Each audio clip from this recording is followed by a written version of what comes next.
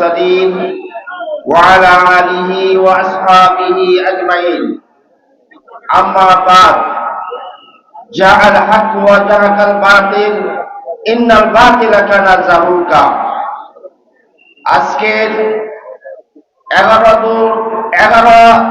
দল কর্তৃক আয়োজিত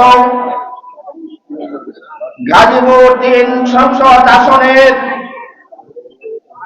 যিনি দীর্ঘদিন শ্রীপুর উপজেলা মাঠ প্রতি ঘরে ঘরে পৌঁছেছিলেন আমাদের জামাতের গাজীপুর জেলার সংগ্রামী আমির এবং কেন্দ্রীয় শূরা সদস্য বিশিষ্ট ইসলামী চিন্তাবিদ ডক্টর জাহাঙ্গীর আলম ভাই আজকে আমাদের মাঝে উপস্থিত হয়েছেন।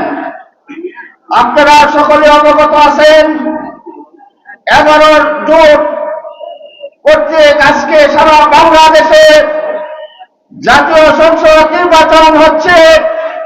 সেই উপলক্ষে এই গাজীপুরবাসী জামাতের পক্ষ থেকে ঘরে ঘরে 1.5 বছর যে পরিশ্রম করেছে সেই জোটের স্বার্থে আজকে আমরা মাওলানা এহসানুল হক সাহেবকে রিস্কা মার্কার পক্ষে জোটের পক্ষে আমরা আজকে সমবেত হয়েছি। ইনশাআল্লাহ আমরা রিস্কা মার্কার বিজয় নিশ্চিত করে আমরা গরিব ইনশাআল্লাহ।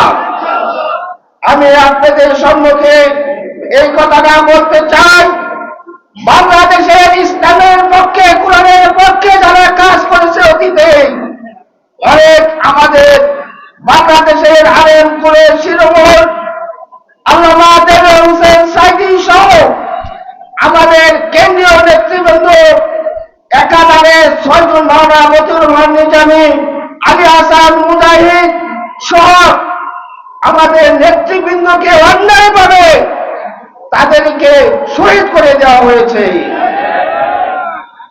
সেই পর্বত ময়দানে ইসলামী ছাত্র শিবির সহ জুলাইয়ের সেই আন্দোলনের হাজার হাজার তরুণ যুবকদেরকে তাদেরকে শহীদ করে দেওয়া হয়েছে। যে জমিনে রক্ত বেশি শহীদদের রক্ত চলবে সেই জমিন উর্বর হয়েছে। বাংলাদেশে 26 ফেব্রুয়ারিতে 12 ফেব্রুয়ারিতে নির্বাচন হবে, সেই নির্বাচন হবে ইসলামের পক্ষে। বাংলাদেশের যে পার্লামেন্ট যে দল হবে সেটা হবে কোরআনের পার্লামেন্ট। এই দেশে শতকরা 92% মুসলমান, সেই দেশে কোরআনের রাজ কায়েম হবে ইনশাআল্লাহ। সকল দল নির্বিশেষে ইসলামের ঐক্যজোট হয়েছে। আমরা আশাবাদী আগামীর ইসলামের বিজয় নিয়ে গড়ে ফিরব। আমরা 12 ফেব্রুয়ারি নির্বাচনে সকাল থেকে সন্ধ্যা পর্যন্ত ভোট গণনার আগ পর্যন্ত আমরা মাঠে থাকবো। কারণ দাদাবাদী তাদের জোট রাঙ্গানো এদিকে আমরা তাকাবো না। ইসলাম যাদের কলমের মধ্যে কোরআন আছে, আল্লাহর প্রতি বিশ্বাস আছে, কোরআনকে বিজয় করার জন্য যারা রক্ত জান মাল দিয়ে দীর্ঘদিন যাবে যারা পরিশ্রম করেছে সকল সেই ত্যাগ আমরা সে অর্জন করে আমরা বাড়ি করবো ইনশাআল্লাহ।